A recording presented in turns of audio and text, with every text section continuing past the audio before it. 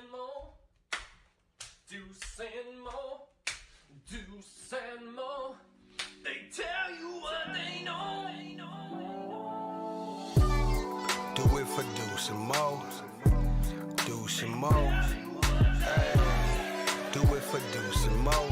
When it comes to the Kings, it's my favorite show.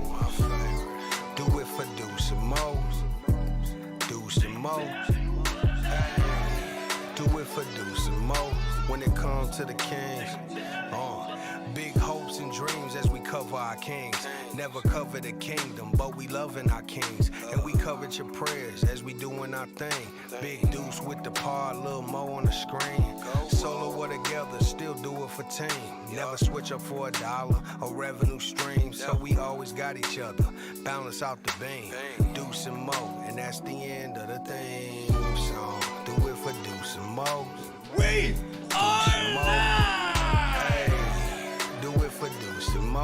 When it comes to the Kings, Happy Monday night. Happy Monday night. Happy Monday night. Yeah, win or lose, we're live. You know what we do. We don't duck after a loss. We are here to talk about it. I mean, that would be weird if all of a sudden. Can you imagine? We just go, we're going to stop doing pods after losses. Bandwagon pod only. It was just too much. Too much. Oh, how about those Kings, though? Let's go, King. Yeah. Well, hey, let's just call it what it is. Kings lose tonight, 127 to 117 in the in-season tournament. Anyone care about an in-season tournament? Who cares? What's it mean? Oh, what do you get for winning? What do you get?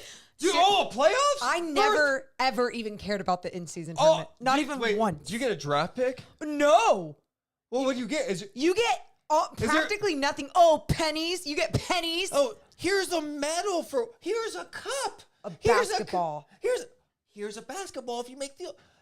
I knew this We thing never cared about it. Ever. I never cared about it. I had no emotional involvement into the in-season tournament games. I'm sorry. Hold on. The floor. Shut up for a second. We're not. The audio guys talk. Shut your mouth. Shut your mouth. Let him The talk. court. Yeah.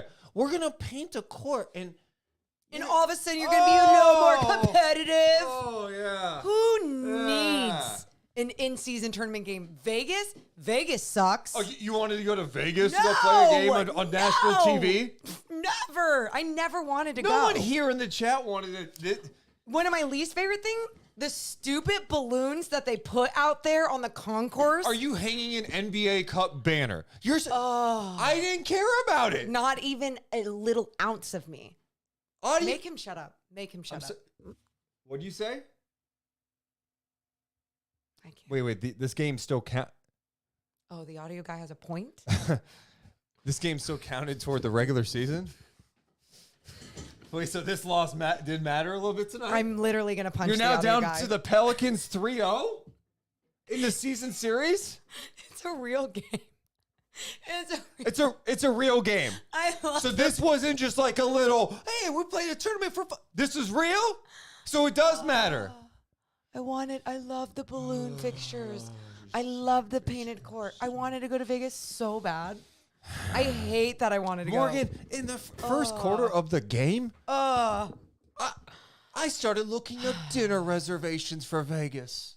No, you I didn't. Oh but my God. In my head, That's I was like, wow, okay, I guess we're going to be going to Vegas. I mean, this is off to a great start. They're playing awesome. Well, and I'll tell you this. I told my brother that was coming to the game because he wanted a Malik Monk jersey. I got it for him. Yeah. And then I was like, hey, you have to pay me back if the Kings lose. And he's like, what? I was like, well, you have to watch my dog if I have to go to Vegas, and that will be your payment. Good move. Yeah. And so then I Venmo requested him, and with like 2 minutes left, an angry Venmo request, like, give me my money. Money.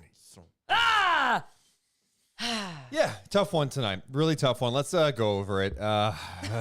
First of all, thank you for being here. Appreciate you guys as always. Make sure to hit the thumbs up and subscribe. But here's the good news. A couple of good notes. Last episode I said, hey, we're like 75 away from 14,000 subs. We're at 14,000 subs now. Dude, you guys rocked it. Thanks for always supporting us. Thank you.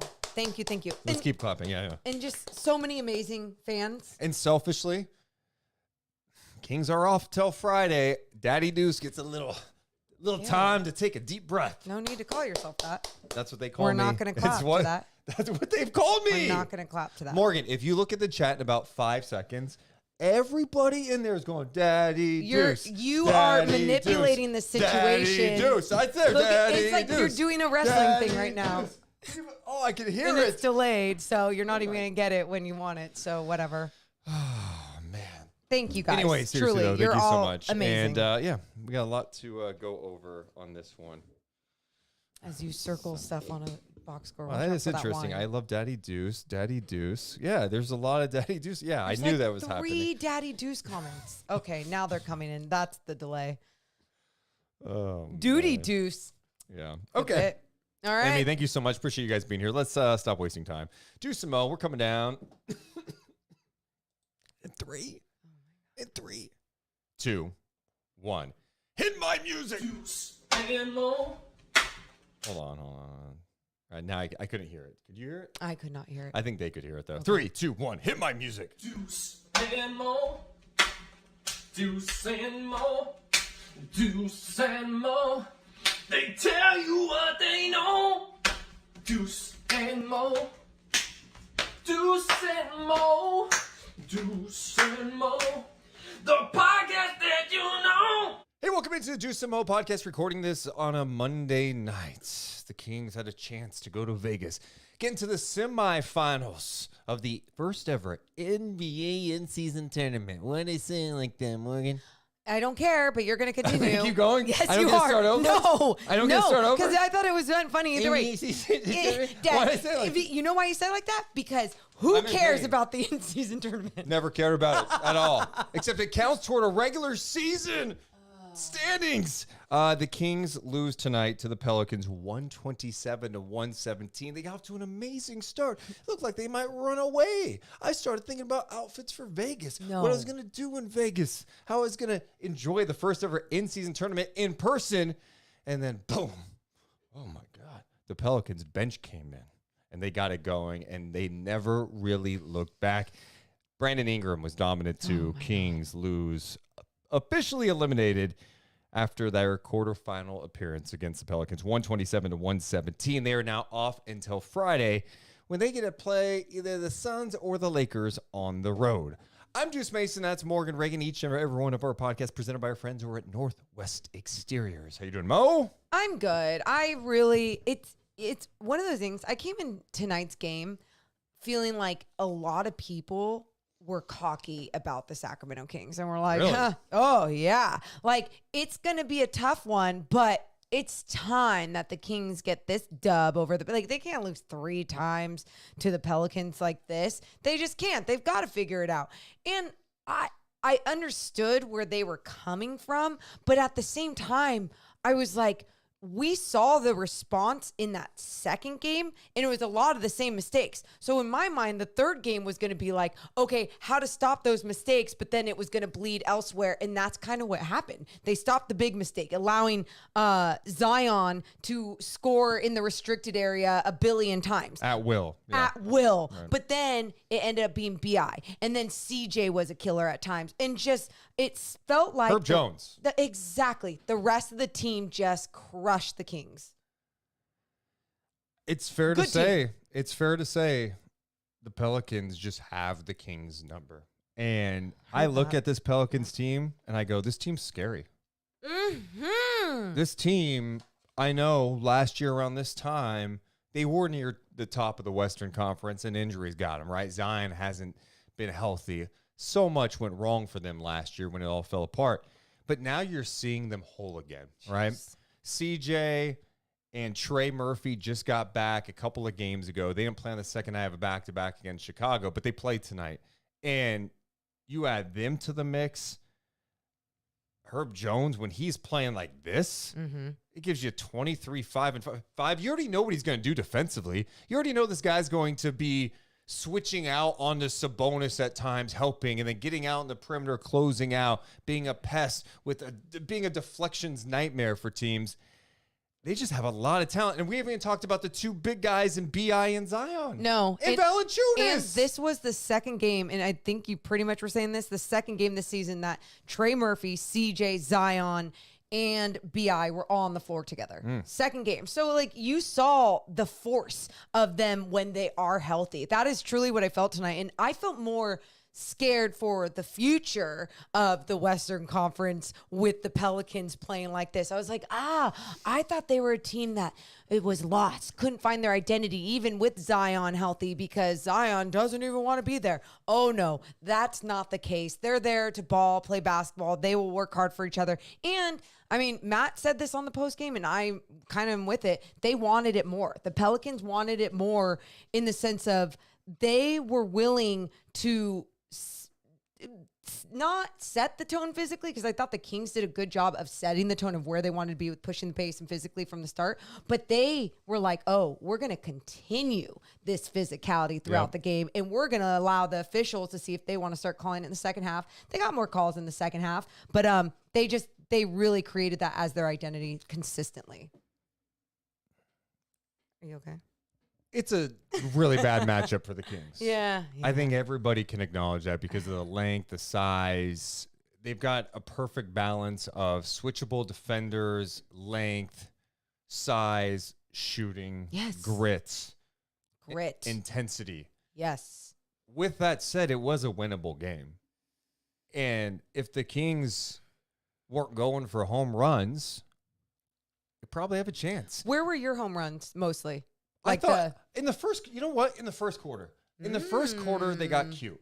They got off to a great, and you're not going to win a game in a first quarter, but you know what you can do? Just play your game and send a message. And I feel like anytime the Kings, they get to a 15-point lead, it's like, oh, we're going to take a couple of ill-advised threes. The stuff we were getting was in the flow of the offense, but this one, not really going to be in the flow. And then there's just momentum plays where it's like, okay, you're going to miss a three, then you better go get a stop on the other end. There's not a stop, and it's like a made bucket. And I thought tonight the game just shifted when Alvarado came in the game. Oh, yeah. And he ends up playing 17 minutes, but those early minutes from that bench group of the Pelicans changed everything.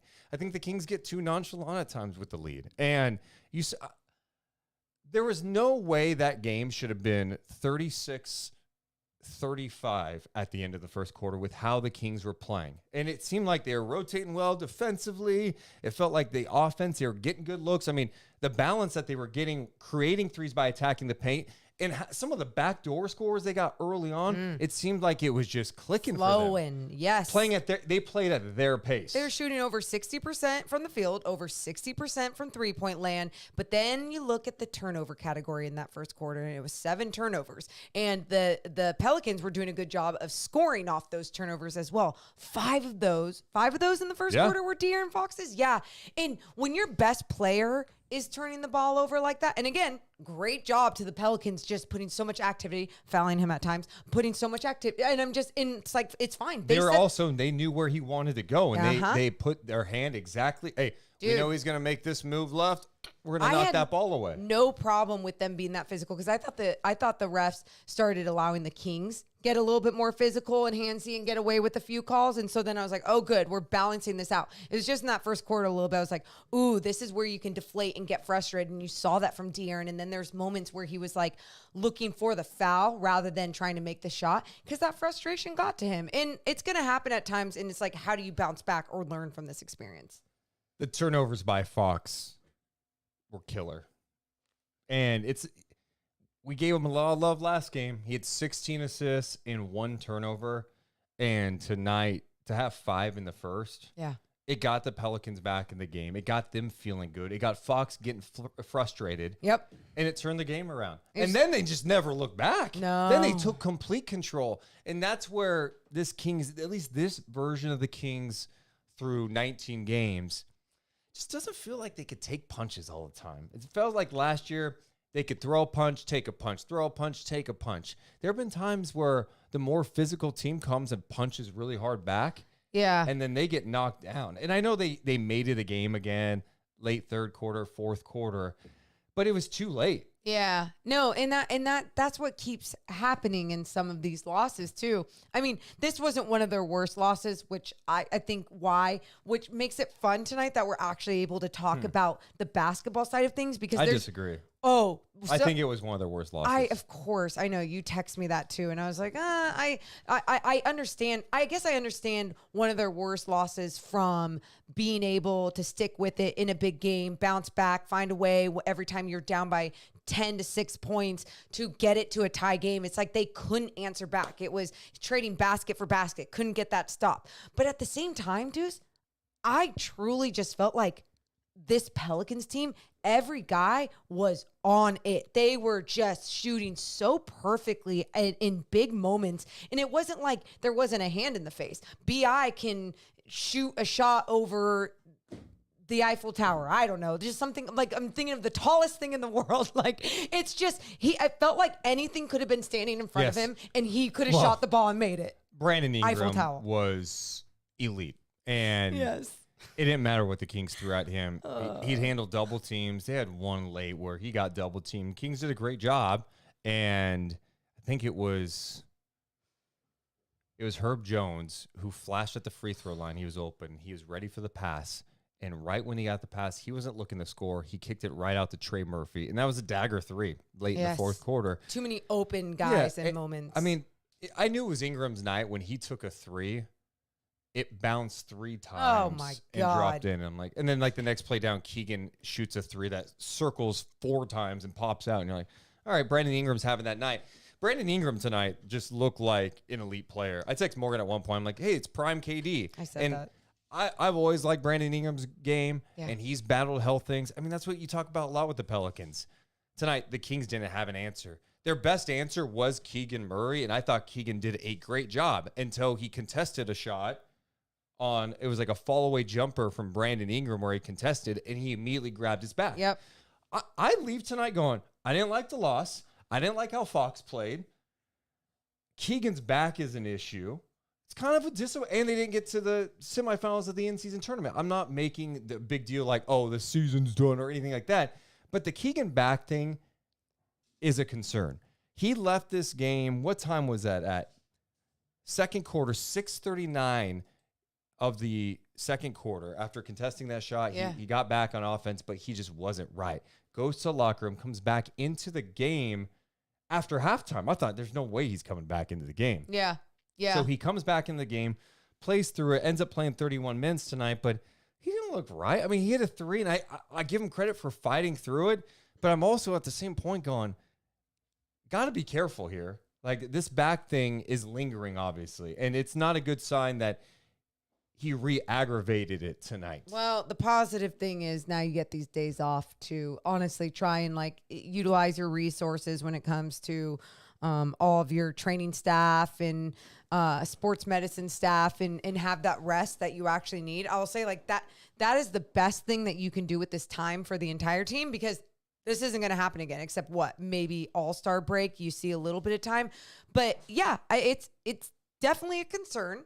And it sucks because when he was right in the beginning of the season, you're like, that's the next guy up. When he was right in the beginning of this game. I mean, think about how this game started. He had an attack, hit a couple of threes. He had 8 quick points.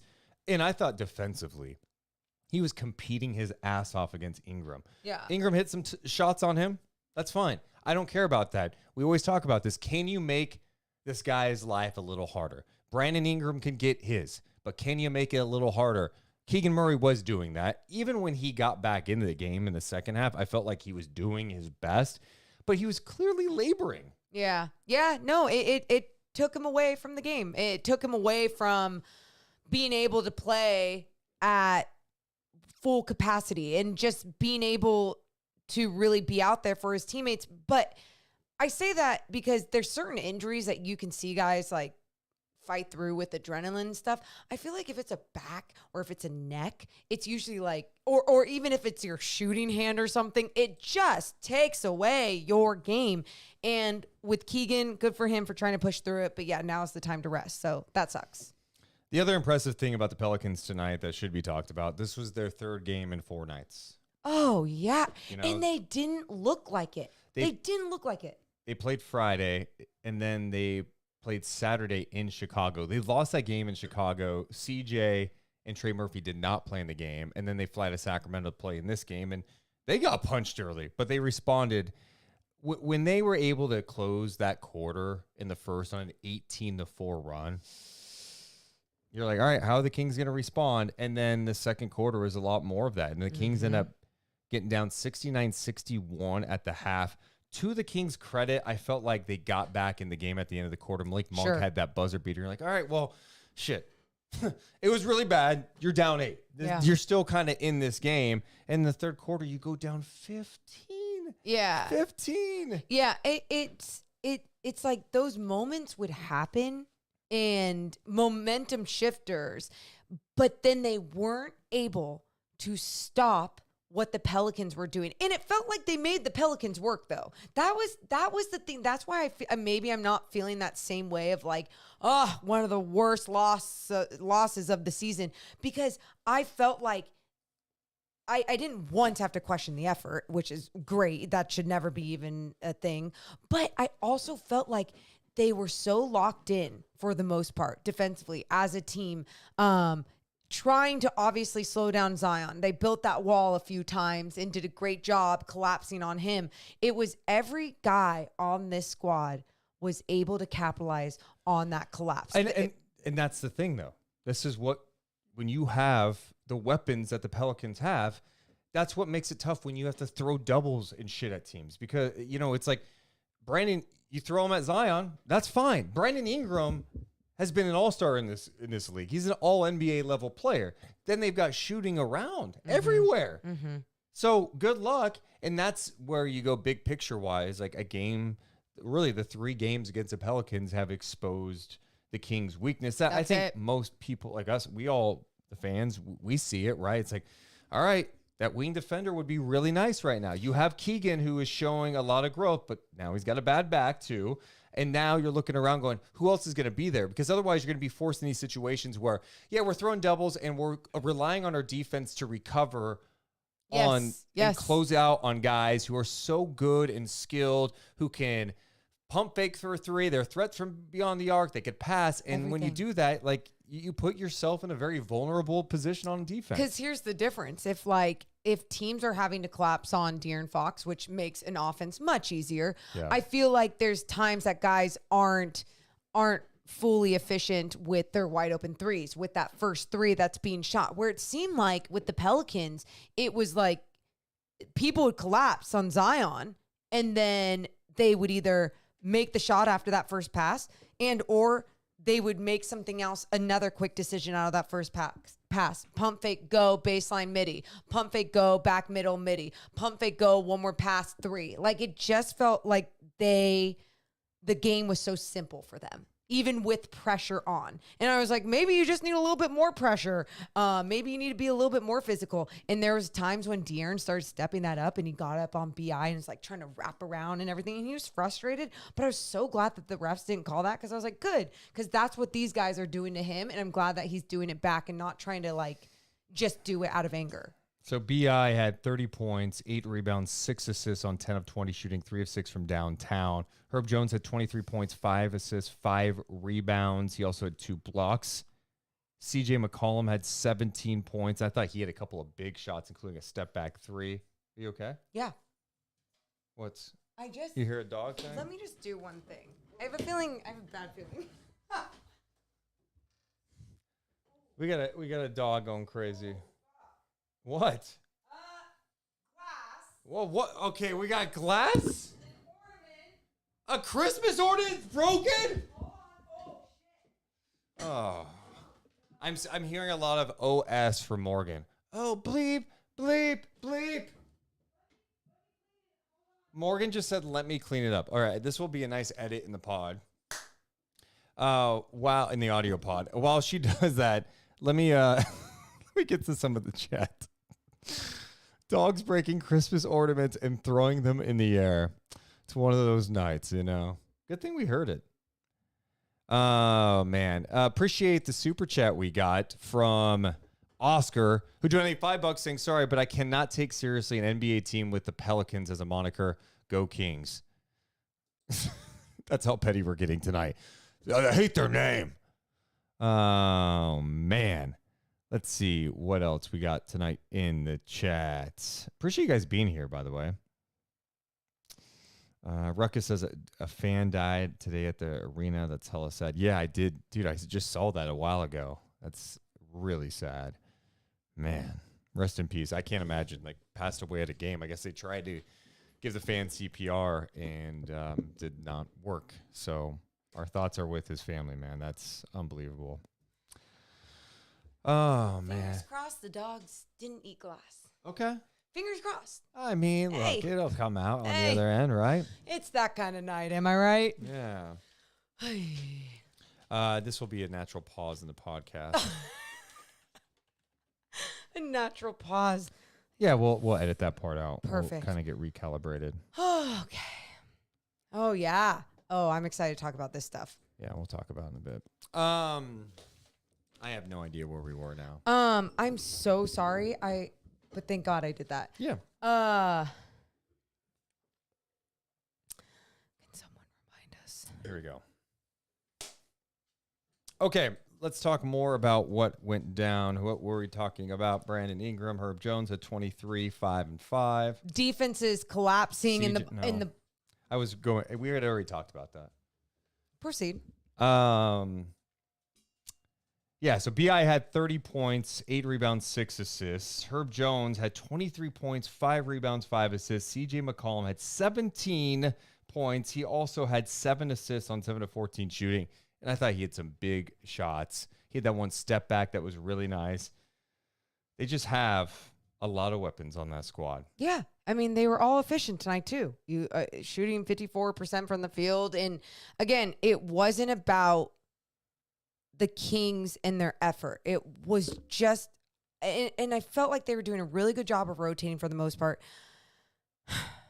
I don't know. Maybe it's just their length. I don't know. I think when you look around the freaking league and you see a team with a lot of length, you go, okay, this Kings team, if they want to take to the next level, they have to add length. And I think it's interesting when some people are like, you need a shot blocker. And it's like, no, you just need long arms to fill space, because what do the Pelicans have? And I'm not acting like the Pelicans are the end all be all of the identity of what the you need to be a good team in the league. But you see long arms on BI and Dyson Daniels and Herb Jones and Trey Murphy, and everyone can take up this much space. And when you can take up this much space on the floor, including a big ass dude and Zion who fills in the paint. And Valanciunas? Dude, it's just like, with that, it makes life so much harder. Now, I understand there's a different game plan of attacking it, and they're still a beatable team.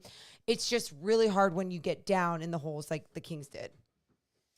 I thought there were some swing plays, too. I mentioned some of the points in the first quarter where I felt like the Kings were trying to have home run plays. So one area where the game I felt like shifted was in the early fourth quarter. Sabonis played like the first 40 seconds of the quarter, and then Brown elects to go small ball. He takes Sabonis out for a rest because Sabonis had been in there, I believe, the entire third quarter. So he takes Sabonis out. He puts Lyles in the game with actually, Lyles is already in the game. He put Harrison Barnes in. So it's Fox, Monk, Herter, HB, and Lyles. And they went small, which I thought was a great move because Ingram was still out of the game and Zion was at the 5. And it felt like, oh, the Kings kind of got some juice a bit. And Lyles with was that battling. Line. He was battling. Dude, he was battling. And so that was good to see. But then Ingram comes back in. And this play I noted, it was 109-103, 7:30-ish to go. The Kings, call it a miracle, they got a stop on BI. I think it was a turnover, okay? Call it a miracle. They forced a turnover. Monk has it in transition, and you feel it in the arena. Like there's like a legit buzz, like, oh, I know you're a talking comeback's about. happening. I think Lyles was on the left wing, Fox was on the far right wing. And Monk decides to throw it to Fox, who takes an off-balance, without hesitation, off-balance 3. Yep. And it's just, those are momentum plays where I'm like, that kills you. That kills you because not only do you miss the shot, you have the advantage, you're off balance taking a three. It's just not a good shot. Like, don't go for the home run. I think too many times when they're at home, especially when they're at home, they're going for the pop. They're like, oh, if we hit this three, it's going to go crazy. It's like, you know what's going to make the crowd go crazy? You score a basket. It doesn't matter how you score it. You don't need to shoot the three in that situation. It was not the best shot. And I understand. No, you got to shoot it with confidence. And it's De'Aaron. It's like, of course you let him. You know, you get it there, Fox. The defense is running out on you. Drive to the basket, put it on the floor, and go dunk on somebody's head. Or there's help at the basket. Dish it to Lyles for a jam. There's just more opportunities to get an easy basket. And all of a sudden, if you score there, it's a 4-point game. Crowd's going crazy as shit. You scored, so now you put some pressure on them. No, and I get it, but I also feel and I guess sometimes that the home run plays, like, you feel that adrenaline rush as a player, and I think especially when you're as good as someone as like De'Aaron Fox, you're like, I got this shit. Like I've so much confidence. I got this. I don't think he was settling like we had talked about he had started to do after he came back from his injury. It wasn't about settling. I think he just felt that confident, but you're not wrong with trying to make it even a better play. But also, whenever they kept pushing like that and they took the right shot while pushing the pace, it was crazy the difference that they looked in their offense or in the shot selection, or even it just being a closer looking shot, even like the one that you're talking about, that early offense with Keegan Murray's when his went in and out of the basket. Fox has been great this year. Mm-hmm. And I think he's coming off the heels of his best game. I didn't think he had a good game tonight overall. I know he finished with 30 points, but the 6 turnovers weren't good. I know he competed. I just didn't think the shot selection was great at times, and the turnovers were big. They were really big. The one that killed me early, he had a turnover. They score, and then Alvarado does the Alvarado move coming from behind. Oh, my God, that was so nice. Everybody, the whole crowd's like, everyone's, no! hey, he's coming. And then Alvarado still got it, and he scored. That shit is so deflating.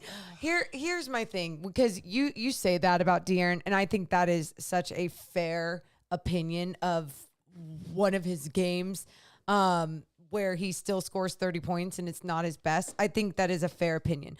The reason why I think I disagree is because I still felt the most confidence when he had the ball in his hands, especially late, and when he was in attack mode at times. It wasn't him. It was them not being able to get the stop on the other end. Now, the flaws that we saw in him this game were exactly right. You said the 5 turnovers, because that was just deflating of its own right from the start, kind of helped set the tone even when they were playing good basketball. And then obviously him mentally just allowing the officiating and physicality to get to him. The Kings did as a team tonight. And they did as a team. And I guess that's where I'd go. His flaws were in tonight's game, but I still look at tonight for De'Aaron Fox, and I'm like, I was so happy with it. I really feel like it was the Kings defense on the other end just not executing and getting those stops. Anytime there's a second chance opportunity, which it didn't even feel like it was all the time. How many second chance opportunities? Okay, so 13 offensive rebounds led to 17 points for the Pelicans, but it didn't feel like it was happening all the time, but it felt like when it did happen, they would always execute on the second chance opportunity. Or it just was like, Kings, you have to make sure you're playing perfect at this point. And it was like, oh, no, bad timing on the jump, got the rebound, boom, they put an easy 2 up. Who was your player of the game in this one? Man, probably Sabonis. I thought his first half, playing like almost a perfect first half with 16 points, perfect from the field. I think he had 7 assists at that point. Whatever else. Oh, 6 rebounds. 3 of them were like offensive at that point at just the half. And I was like, I hope he carries this into the second half. And I really thought he did. And we've asked, what is he going to do against a big like Valanciunas or Zion? And he didn't close up. I thought he did some nice things, especially helping on Zion. He had 26 points. He had 13 rebounds. He had 10 assists. Just 1 turnover, a triple-double. He also had a block. He was 10 of 10 at the free throw line, which was a great sign. Yeah. Especially with how his free throws have been lately this year. And he was 8 of 12 shooting overall, which was great for Sabonis. I thought he was another guy that was getting too wrapped up in the officials. He had that one play where this is a lesson for the Kings, okay? Yeah. Valanciunas is like Oh my elbow in God, your dude. face, whatever, and he's got the ball. Now he's got the ball, and he's still kind of doing it. And Sabonis, instead of like, hey, I got to make something happen here, he is staring at the official like this with his head away from Valanciunas and kind of like hooked with him. Yeah. And they didn't call anything. Yeah. And I'm not here to put over the officials because I thought tonight was called weird. I thought there were some I agree. touch fouls early on Ingram that I'm going, what are we doing here? Let these guys play. And then, then there was like extra physicality at times. I just didn't understand. Especially it felt in the inconsistent. Second half, it was like the Kings were getting the calls while the Pelicans were getting the calls in the first half. And I'm like, all of this is like just not good rhythm. Yeah. But I felt like Sabonis got a little too wrapped up into looking at the officials. Yep. And it's like, All the Kings did. just play, man. Just play. I know it's frustrating, but you just got to play. Or Mike, you know what? You might need to get a technical here. I was And thinking that. I felt like that was the night. Like, go get a technical, one, to send a message to the officials and maybe amp up your team a little bit. Yeah. Do you think Alvarado will get a flopping fine for when he threw his body and then covered his face and rolled on the ground for 5 minutes when we saw the replay and it didn't even hit his face? Well, they challenged it. The Kings did challenge that play, and it was unsuccessful. So It wasn't, but I mean, illegal screen, but you can still flop on an illegal screen. And it's like, there's some weird stuff that happened tonight, and then, I mean, you had the situation too where Valanciunas and Lyles were getting tangled up and they're coming down the floor, and Lyles went to kind of like push Valanciunas off. But I mean, did he make contact with his head? Or it came I don't close? know. All I know is his elbow, his forearm came toward Valanciunas' head, and they went and reviewed it. I'm going, oh, he's getting tossed. thrown. Yeah. And like, Just a technical? Tony Brothers. Let me guys say one thing about okay. the longtime NBA veteran official Tony What? Brothers. I get that you don't like to be questioned. Okay? I get that like a coach's challenge might be offensive to you, but it's part of the game now. Can you just explain what you saw when you go? You just reviewed a play, and he has the quickest reviews on the planet. That's the other thing. You time him, it's quick. Some people think that's great. It can be a good thing. It can be. Then he comes and he'll be like this. After review, technical foul at the Lyles, unsportsmanlike. And you're like, the best officials be like, after review, there was contact between Valanciunas and Trey Lyles. We're going to go ahead and rule this a technical foul on Lyles for throwing his arm toward Valanciunas. He did not make contact, so it does not deem a flagrant foul. Or whatever the rule. That was not bad. Clear it. Yeah. Clear it up. Yeah. Because even when it was just a technical, I was like, he got away with something. But Valanciunas got away with something down there too. For sure. But then the other interesting part, and I noticed this, I was saying it to J. Ross during the game. I'm like, oh my God, you see Najee Marshall and Lyles are about to enter the game. And I'm seeing them talking. And they are going yap, yap, yap. And in fact, Najee Marshall just posted the video of it on his Instagram story. But they're yapping back and forth at each other. JaVale McGee comes in and says something. Can I say why I love Trey Lyles? Why I love Trey Lyles? Yeah. I think it is so very important to have that type of dog mentality. Like, he's not going to back down to your shit. And it's not fake, I'm not going to back down to your shit. It's like this real, authentic, I am sticking up for my teammates. Not like, hey, I need to go put someone in a headlock because I effing hate them or stomp on them because I need to be dramatic. It is literally just like, oh, I'm not going to let you punk me. And now last year it got him in trouble. He was suspended a game after getting into it with Brooke Lopez. And even after this, I was like, he's going to get tossed. All right, whatever. They might need this energy. He ended up not getting tossed, just the tee. But I do appreciate that you have a guy in Trey Lyles that is willing to do that and can perform on the floor. I do too. The other swing play, I felt like in the third quarter, you were talking about how the Pelicans seemingly responded to any type of momentum. So Trey Lyles scores a basket at the rim. It's 95-91 toward the end of the third quarter. Yes. And it's a 4-point game. You're just down 15 at the 6:50 mark. Like, it's a game again. Like, you're going to have a chance. That final minute stretch, what a close by the Pelicans. Kings cut to 4. Ingram has the 3 that bounces 3 times and drops in. Mm-hmm. And then Alvarado just torches the Kings defense and gets to the rim at ease, bucket. And a 95-91 game ends up 191 at the end of the third. And you're like, that was a big sequence. These are the details where it's like, you got to lock in. Like, look, the Ingram play happens, whatever. It was actually good defense, and he made the shot. But the Alvarado one was like, you can't be getting beat in transition, even late in the game. And I know it didn't matter. The game was already out of reach. But I'm sorry, seeing backcourt pressure and then Herb Jones going end to end and dunking it on you in the lane. Monster dunk. And then also an easy basket by Valanciunas, like when they got it to him because he's wide open. And that's a part of the pressure that sucks. It's like, all right, you're going to put pressure. You better get the turnover or deflection. These breakdowns were very telling, I think, to where the Kings are. Because, like, I don't think they give up. That's something that we've noticed about this team, that they're resilient. They don't give up. But there's times like a team will come in and play better basketball than them. And I think the Pelicans were doing that all the way until the end. Now, what I will tell you, we saw the Kings last year break apart in game 7 of a playoff series against the Warriors. And I don't care if you personally didn't give a shit about the in-season tournament stuff, or if you didn't feel like this was a big game. And I think even before the game, or after the game, some people might have even said, oh, like, this isn't a big game, whatever, players. I don't even know, whatever.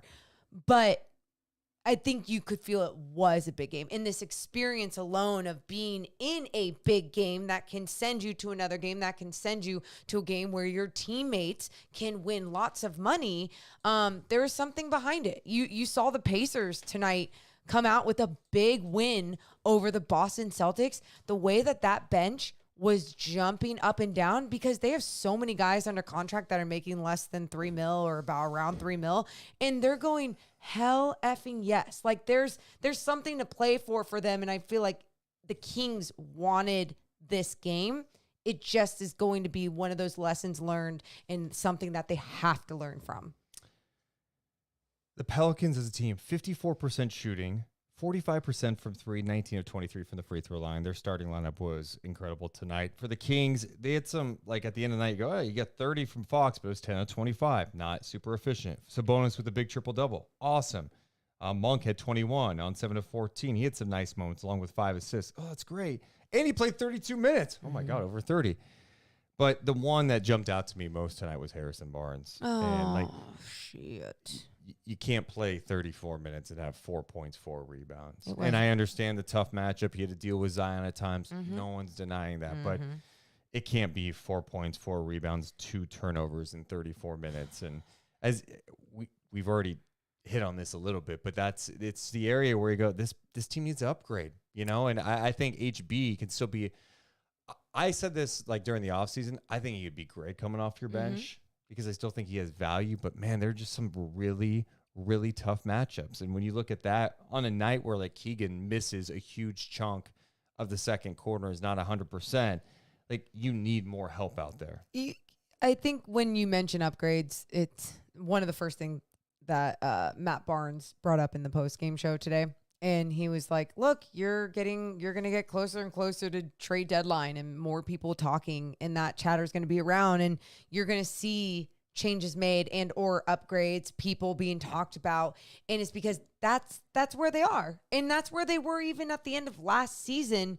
But it was about also trying to trust bringing it back and what you can grow off of. And I think there's so many times when people are like, blow it up, change it all, or like, even when you have to make a big change to get a big change, or, you know, trade good for good, sometimes that can break things apart, and you just have to make sure that you are bringing in the right people that aren't going to F with the culture, but are going to end up just meshing with the culture in the same style of basketball. In the chat, Predator Kingdom says the Kings don't match up well against the Pels. Yeah, I think that's clear with, you know, watching this 3 games.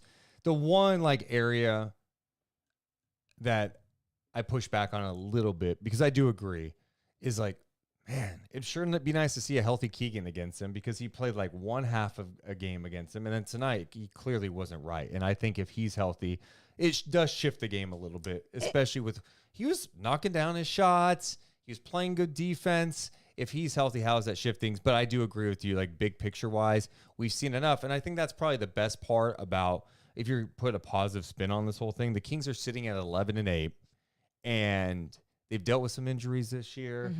But you're seeing, okay, these are the flaws. Yeah. And there's pressure on this front office to get to the next step, right? Yeah. Like it's pressure they put on themselves, probably from above. Like they all have, Mike Brown's talking about championship expectations before the season. So if you're looking at how things are going and you're seeing how some of these losses are happening, look, you have 8 losses. 3 of them are against the Pelicans. Almost half your losses are against one team. You have to be mindful and be like, okay, how aggressive are we going to be come trade deadline time? Yeah, that's what it's about. And I know it's a tough reality, especially after such a fun season of so many fun players. Yeah. But it was being talked about at the trade deadline last year. It's just, it sucks. It's the business sometimes. Daniel in the chat says, Deuce and Mo are scared to talk about shipping guys out of town because of the corporate angle and working around them. Shaking my head. What? No, here's the other thing. I don't think we have to do after every single Kings loss, we have to go, all right, who's getting traded? Who's getting traded today? Realistically, trades don't happen until around the trade deadline. Most trades aren't happening at least until after December 15th. That's when a lot of these contracts are able to get traded around the league. And most of them just don't happen until the deadline. I'm not going to spend every single minute of the podcast going, all right, let's talk some trades that aren't going to happen for months. But that's not the only thing. I don't give a shit what team I'm talking about. I don't enjoy talking about the only way to make the team better is to trade, is to do this. How about you talk about what individuals can do better? How about you talk about if health is an issue? How about you talk about if strategy is different? And that's what's been so fun about this team is that even from last year on, they've been able to make those adjustments from fundamentals and basketball rather than being let's do a panic trade. We are fearful that we can't beat this team, so we need this, this, and this. Yeah. And I'll tell you, I really do hope that this team can add length, longer arms. What the hell does that mean? I can throw out names at you. Pascal Siakam. Who does that mean? If I can throw out 3 players to you, doesn't mean that the Raptors are just going to trade Pascal Siakam for whoever. And that is why I don't enjoy talking about trades. But thank you. When the rumors start coming out, that's when I get a little eager. What's going on? What's happened around the league? I vibe with rumors because it's a drama, but it's also people's lives. Yeah, no, and that's very true. That's very true. It's good to humanize her once in a while. Thank you. I know you said Sabonis was your player of the game because of how he played tonight. You liked how he played. I went with a different angle. My rock and soul player of the game. Oh man. Brandon he deserves it. Ingram. 30 points, 8 rebounds, 6 assists, 10 of 20 shooting, 3 of 6 from 3. He was 7-9 at the free throw line. He was the best player on the floor. He played on the elite level. He was in such a rhythm that it didn't matter what they were throwing at him. And I thought he made the right plays. He took the shots that were there for him. If they weren't there, he was finding the open teammate. They moved the ball. He looked awesome. He's just a tough player to guard. When he is completely locked in like he was tonight, there's not a lot of guys you would rather have because he's so gifted and long offensively. He's so good. I love his game. And he was locked in tonight. He played 40 minutes, just under 41 minutes. He's the rock and soul player of the game. The Kings planned for Zion, and I thought they did a really good job with their game plan of slowing him down. They didn't factor in enough BI maybe, but and I say that where I just think Brandon Ingram was having a night. In having a night, he's capable of doing this night in and night out. You see this whenever he wants, that is just what Brandon Ingram has done over the years, especially when he's healthy. And unfortunately, end up being one of those big nights against the Sacramento Kings, which just made his other teammates better too, by the way. Frustrating, but love watching him. Just not against the Kings. No, just not against the Kings. So now he's going to be going to Las Vegas, Nevada. Hope it's awful. My goodness. Who even likes that place? What other stuff do we need to talk about with this loss tonight? I'm looking back at the notes just to see what I missed. Yeah, I think to sum this up, I was disappointed because, in my opinion, with the way they came out, it looked like they were locked in. Yep. And it wasn't just shot making, because sometimes that can disguise things in the NBA where it's, hey, you're knocking down shots. Yeah, you're in it. It's like I felt like that first, 7.5 minutes of the first quarter, I'm like, oh, this is Kings basketball. And it goes to something I said a couple of nights ago, I think, where when they look good, they look better than they did last year. But they haven't been able, in my opinion, to string it to get like enough good together at times where they have these moments where like, oh my God. And then there's these breakdowns or momentum shifting sequences that you're just like, man, this is disappointing, where this team's on a run. Like, you can't, an 18-4 run just can't happen. Like, runs happen.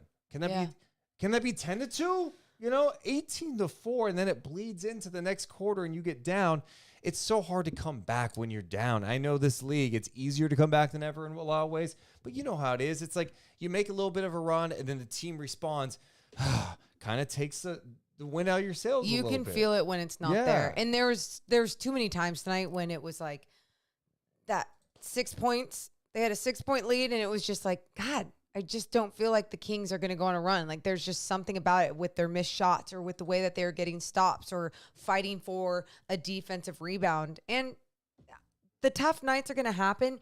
It's just, I think it is important to talk about a tough night with so much on the line. Yep. Whether, I know we joked about early on before the actual audio podcast started about like, who even cares about in-season tournaments? Because like, we were so excited about this in-season tournament. And I really, truly think a lot of these players deep down were as well. Being on TNT, knowing that the next step was going to be Vegas for fun in the middle of this, or not middle of the season, but early on in the season. I think there was a lot of fun stuff that was going to be ahead in Vegas.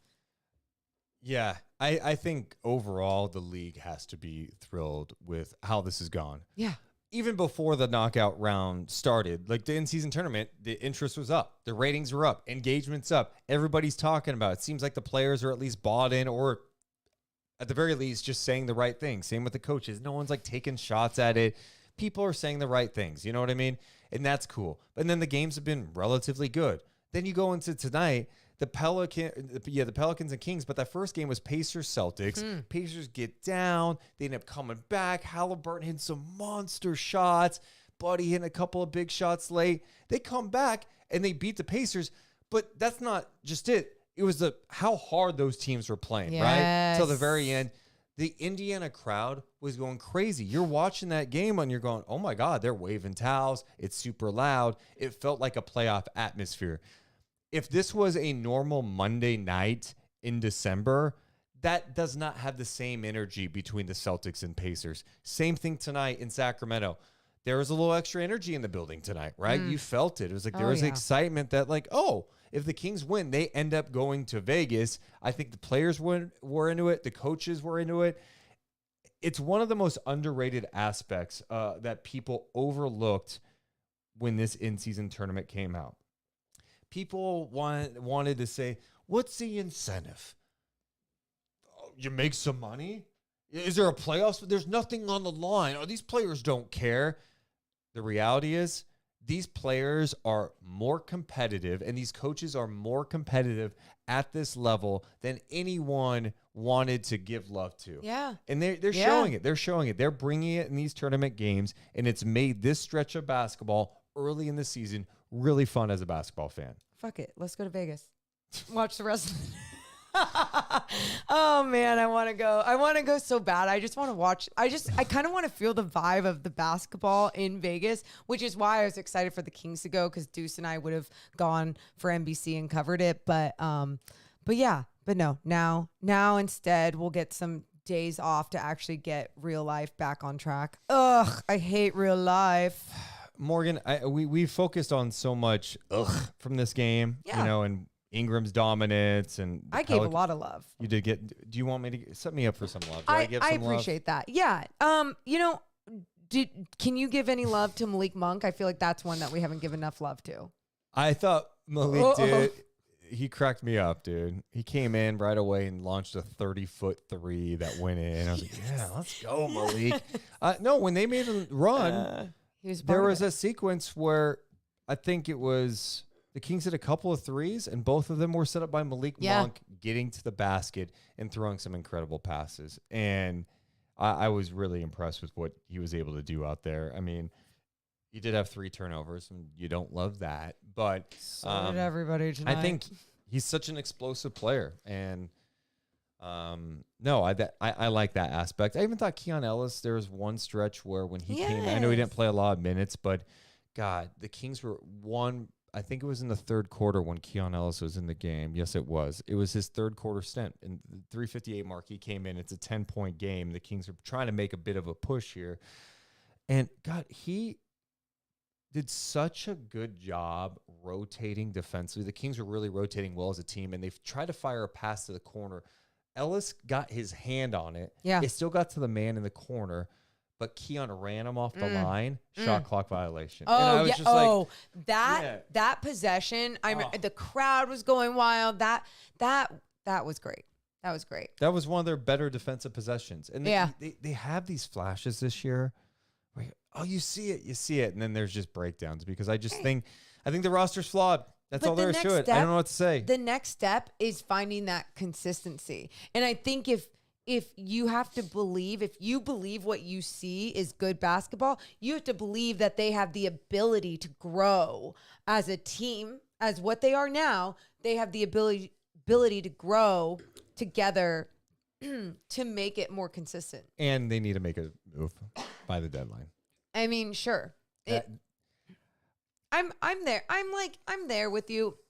Where last year, I think I more wanted to move because I was like, everyone in the West is making a move. Oh my God, everyone's getting better. What? The Kings are a good team. Yeah. They're a good team. Fair. Yes. And I think if they go the rest of the year, which I think they're going to make a move, but if they go through the deadline and don't make a move, I think they're still a playoff team. I think they would still grow and get better too. Okay, but not. But just their ceiling is going to be limited. Sure. If this is it. This is what it's going to be. Sure. You're going to rely on, hopefully the offense can get to the level of consistency that it did last year. Yeah. And that the defense is a little better and that you have health on your side. But for them to take the next step, there has to be upgrades. And it's natural. And I'm not even like angry about it. There's a lot of people tonight. I'm seeing the chat tonight, and I get it, dude. People are frustrated. It's a loss. You know, that people talking about HB or moving this guy or Davey on this. It's like, dude, I hear you on all of these things. I understand. But like a move's not happening tomorrow. You know, it's not happening tomorrow. So I'm not going to like spend hours and hours talking about it when it's literally not happening anytime soon. I think you see what this looks like as you get closer to deadline. And you see where this team's at. All right, where do they look like at 30? Okay. What are the things that they need? I think we all know, like, the issues. And it's the same issues. Like, hey, man, a wing defender, another guy that can go get a bucket, some size. Okay. I mean, think about it. Whenever Sabonis has a bad game, how many times you need a trade for a real center. You need a trade. Like, it's always where we see the flaws from game to game. And I think it's smart if we take a step back and go, overall picture. It's not even about where's the flaw. It's what can make this team a better team in this league. And you look around the league and you see, okay, well, what do some of these good teams have that the Kings don't have? And I really, truly believe like that is just length. That is, I don't care if it's skinny in length. I don't care if it's like chunky length. Like there is just long arms and length. And I just think what that can do to this Kings defense, especially a Kings defense that is like, praises deflections, and you think about what those long arms can do in passing lanes and so much more to slow down an offense. Yes, that is something where I think the Kings need to go. I don't know how you get there, and I don't know what that answer is. I can throw out a whole bunch of names to you, but yes. The last point I want to make on this, though, is we all get really impatient, right? Like, this turnaround that the Kings have had, I'm trying to get this, I'm talking to people on Discord about too. It's like Dude, I get the frustration with losing, but I'm like, dude, the Kings are relevant for the first time in a long time, the last couple of years. And still enjoy the fun of this and understand that, like, I don't think Monty went into this year going, finished product, this is the team, championship, I'm going to sit back and chill. And if he did, like, then he's dead wrong. So, yeah, I think you have to exert some level of patience going, okay, this is the start of year 2 of being good again. And with Mike Brown, okay, are some things getting better? I think you can legit look at this and go, yeah, there are some things getting better. All right. Are your young guys getting, how's Keegan doing? He's looking better defensively. All right, he's banged up right now. Fox looks like he's elevated his game. I think there are like still encouraging signs. Now it's on the front office to stay aggressive. Go get this team better because fans want more. That's what happens. You win, you want more. You had 16 years of losing. You get to the playoffs, you want to get on the first round. You want to get on the second, and you want to compete for championships. I mean, that's if you're not doing that, then why are you in the game? There you that's go. what you need. There you go. And I think it's always fun to build and to grow. So yeah, it'll be fun to see where they go from here. Skeeter Reed says, y'all are sounding complacent. No, I mean, it's not complacent. It's just like, I don't know. Here's what I'm going to call it. I'm going to say I'm being a little rational. Like, I think I'm more than aware that the Kings need upgrades, but like it's. Don't you, like, and can't I argue with you or fight back with you, like, or challenge you being like, you're being irrational and weird or like wrong? I don't know. I find that that seems so, like reactive. I think that's what I'm looking for. It just, why would you react so quick? Why would anyone react so quick when something goes wrong in your life? You don't just make a change. Like, you take a step back. You process it, you see if you can grow from it. And if you can't grow from it, you go, okay, how do we change this? Like, that's what you got to do. And I feel like it's the same thing with this. It's the trade deadline is not here yet. And you're seeing what you can do with what's in front of you first. Exactly. I don't know. So the Kings are now 11-8. The Pelicans are at 12-10. We got more coming up, but we should mention that tonight's podcast. Rewind. Hit rewind on that. Today's podcast presented by our friends over at Northwest Exteriors. Hey, Morgan. Hi, Deuce. I was thinking I need a new window. Yeah, you do. What do I do? Well, you reach out to Northwest Exteriors, you weirdo. And why? Well, because even if you're not sure what the hell you need or why you need it, they will let you know because everyone there is so experienced, so knowledgeable. They know everything when it comes to why your house is too cold, why your house is too hot, why you're spending way too much money on your energy bills. And truly, it is all life-changing. Save money on your electricity bill, your power bill. Make your house prettier. Make your house prettier. I mean, make everyone happy Feel too. secure. And also, if it's not where you want to go or if it doesn't match what you need to do financially, great, go get the quote. That is what I keep telling people. And people are being, very much surprised. Like, this is a very doable house project that I can get done. So if you're looking to change your ways, make sure to reach out to Northwest Exteriors. You know why? Because they're simply the best. Trust Northwest. Hey, Morgan. Yeah? Man, I just feel like I would need to look cooler. Okay. I feel like... What? Yeah, you do. I feel like I need to look cooler. What do I do? Oh, well, I know. I could tell you, I'm a fashionista. Yeah? And if you rock the coolest crew necks, you will be the coolest kid in school. Well, I saw a crew neck online. Should I get this Deuce and Mo podcast one? If you talk to me like this and you're asking for fashion tips, I'd be like, no. Hey, just shout out to this. If you go to deuceandmo.com, click on merch. Get your Deuce and Mo merch before the holidays. And you better do it soon because you want to get it in time for the holidays. The best part is if you use promo code HOLIDAY. Promo code HOLIDAY. You will get 20% off your order. That's HOLIDAY at checkout for 20% off your order. Deuceandmo.com. Click on merch.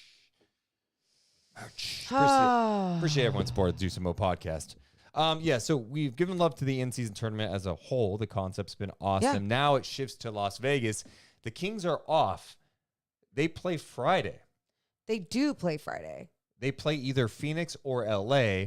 We don't know who they're going to play until Tomorrow. Tomorrow, when the Kings will be watching the Suns-Lakers game.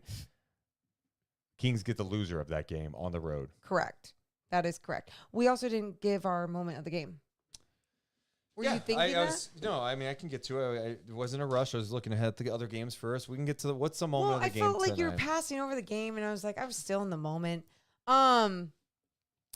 Hey, moment of the game? Your idea. You wanted to bring up moment of the game. You go to the Sharif Jewelers moment of the game. I'm thinking. Okay, how about Sabonis's first half? To me, I thought it was. No, that is not the moment. So when we pull this out and go, hey, oh my God, December 4th against the Pelicans. Remember that game they played? Sabonis' first half was just, it was swell. How about the moment of the game being an IST loss? The knockout round, knocked out. Do that. Make it depressing. Love it. It's not depressing. It's real. Here's an example. You want an example? No, I of this? don't want an example. Let's pull out a This moment is from the gonna moment happen like jar. it was yesterday. Tell me when. When? November 17th at the Spurs. What happened in that game? No idea. 129-120 Kings. They won 5 in a row. I forgot about this moment. Malik Monk dunks on Zach Collins, and Fox had 43. I already forget that dunk. Exactly. What is exactly about that? You forgot the dunk. Well, no, I'm like, I can't even picture it in my head. Well, look it up. I I- don't know what to tell. What do you want me to do? Like, hey, hold on, let me pop it out. Like, have some technology that will put it right. Yes, in front if of the you? Post-it note eventually just makes a hologram. So that's what I'm saying. It can't be something memorable from the game. Do you guys have a moment? Let's see. Alvarado picking Fox. Screw you. Oos says, moment of the game, honestly, when Murphy hit that dagger 3 toward the end, killed all hope and faith I had to come back. And that was a hell of a play. Brandon Ingram getting doubled, gets it to Herb Jones, swings it out. Why don't you do Murphy. IST killer? IST killer. BI, Yep. IST killer. Ugh. We need to remember, and that's the whole point of life, Yeah. Morgan, is we That's the all whole have point of moments in life. life, okay? There's just a lot of good moments in here, but there's some bad ones too. And tonight's a bad moment. And all these moments kind of build character. They make you you. Is this jar making me? Just letting you know. Oh, wow. I think that's a good one to be. I like it. I like it. No, it was the dagger. Okay, so now you want me to look ahead. And even looking ahead, because we tried doing that for a second on the post game. It was like, who do you want to play? And I was like, well, do you want to play the real KD now? Because BI is like KD number 2, practically. His length, his scoring ability, incredible. Or do you want to go back to the Lakers, a team that you beat? Lakers. And, you're there? Yeah, go beat that. I don't care. Honestly, it's just. Here's the thing about the Kings. They're good enough to beat any team in the NBA. Mm-hmm. Doesn't matter. There's some tough matchups, but go play. Go play. This is why I go back to what I was saying earlier about tonight. This game irritates me because this game, you could have won. Yeah. Fox had a couple of turnovers that turned into 5 turnovers in the first quarter. If that's 3 turnovers, the game feels different. They just needed to play a more consistent game, and they're capable of it. Because I saw that first quarter, and I was like, that's the Sacramento Kings. That's attacking. That's getting the spots. They had 32 points at one point. I think it was like 32-17 in the first, and Fox had 0 points. And I loved every second of it. I'm like, yes. Malik had 8 off the bench at the time. Keegan had 8. Herter knocked down a couple of shots. I thought they needed a little more Herter. I thought like they could have got him into the action. There were times I was like, can we get him some shots? And the Kings missed some great shots in the second half. As many times as I talked about them going for the home run play in that first quarter, and even when they were getting close, I thought in the fourth quarter they missed some outstanding looks from 3. Trey Lyles, open 3, clank. Herter had 2 of them open, short. They had great looks. So, yes, the Pelicans are a tough matchup, but this was a winnable game. Friday against the Suns or Lakers is a winnable game. The Kings have had some great wins this year. They went to Minnesota and got a great win. They beat OKC without De'Aaron Fox. They've beaten the Lakers a couple of times, and Sabonis dominated AD the last time they played. They've had some good wins. they've had some tough losses. Tonight's a tough loss. One, I think it hurts a little more for me because I wanted them to go to Vegas. I wanted an in-season tournament win because I'm like, hey, we're doing this thing. There's 8 teams in it. You want to get to Vegas and you want to be part of the first. Like, it'd be fun. Yeah. And I wanted to go too. But and I wanted to go too. Yeah, selfishly, it would have been fun to cover. It's just like, it would have been fun. We can't get doom and gloom after every loss. I'm sorry. We just can't. And we can't go through the roof like crazy after every win either. Let's have a little balance together, all right? We can all be honest. Even after the Kings won and beat the Denver Nuggets last night or the other night, we weren't going, hey, the Kings are perfect. No moves need to be made. No. There's flaws. Still saw the flaws. And until you win a championship, you should be eager to make moves and to tweak things, right? And even when you win a championship, that those questions, those conversations are still going to happen. So that's how I look at it. And then, honestly, big picture-wise, the West, I'm going, with this Pelicans team getting healthy here, I love their pieces. They've got a lot of things that I would love the Kings to have. Agreed. They have multiple guys who are tough. Mm-hmm. They talk. Alvarado, talking. Yep. Right? Najee Marshall, talking. Trey Murphy, Herb Jones. And then you got killers, you know? B.I.'s kind of that silent killer. We get it. It's good. It's a good team, man. It's a good team. Watch out. So, what other final thoughts do we have?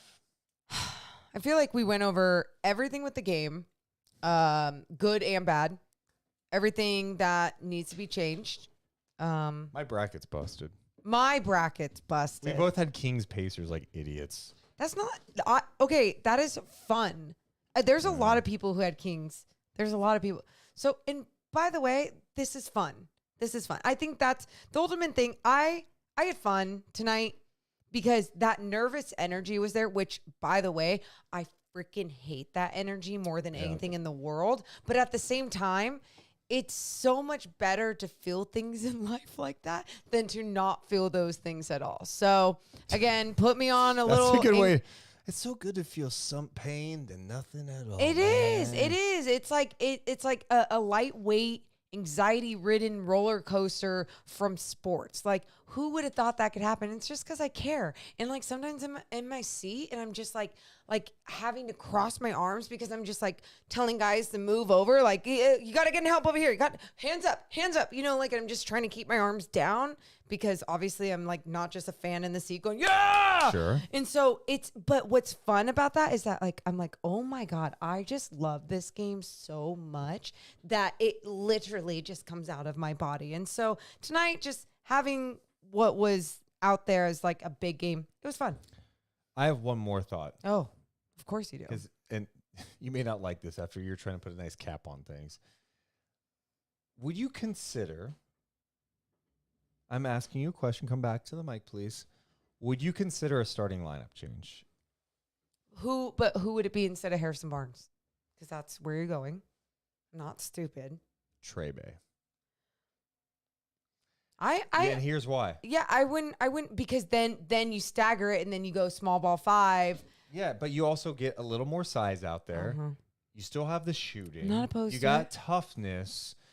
You know, it's not perfect against every matchup, but like, look, but Trey can handle some size. Here's the other thing for all the aggressive people out there that were saying certain things. Yeah. Like if you are looking to possibly trade Harrison Barnes, wouldn't you rather say that you're trading a starter when you're looking I don't out? know if that matters. Okay. Okay. Because here, numbers matter and wins matter. If and Harrison, yes. I don't care. Yes.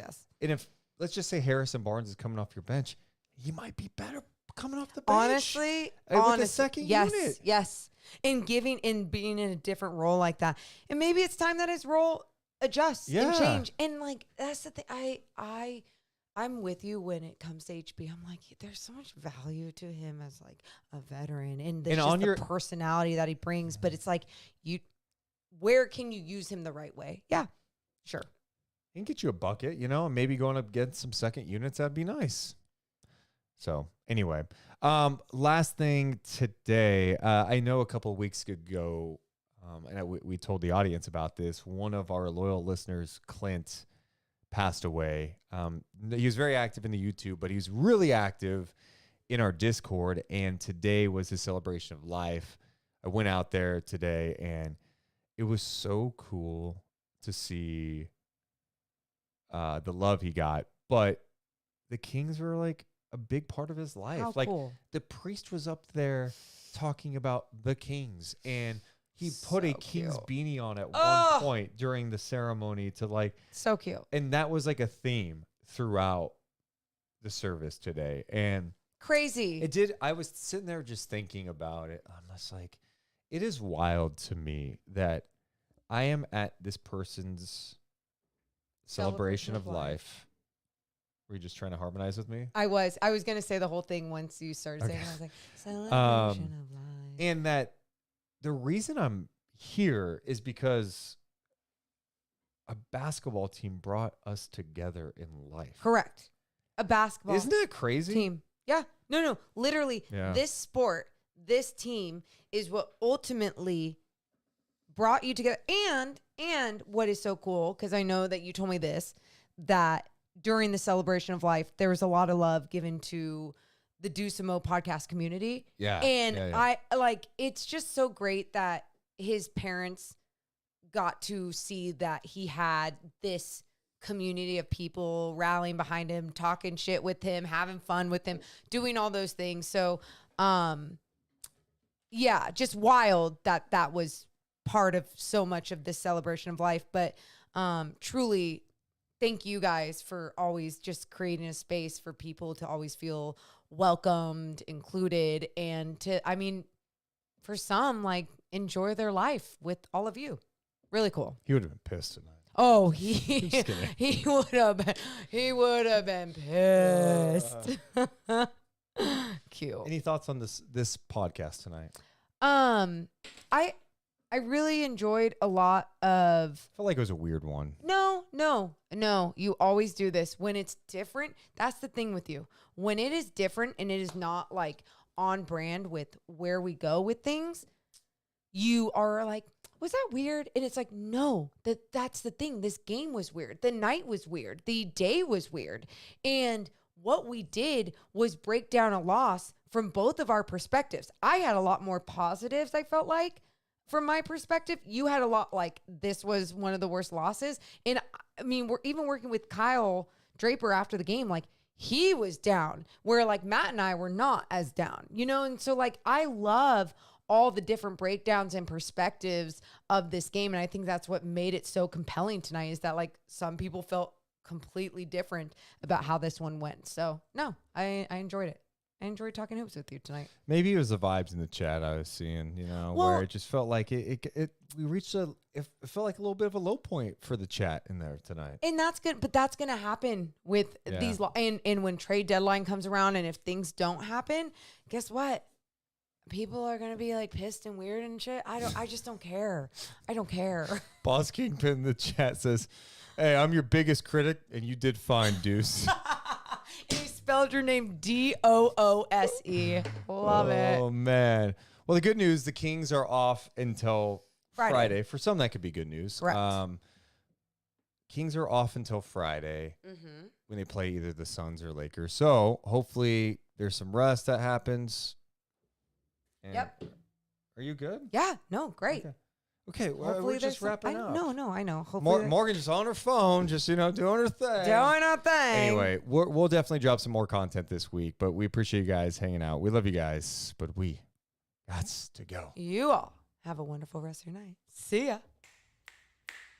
Deuce and Mo, Deuce and Mo, Deuce and Mo, they tell you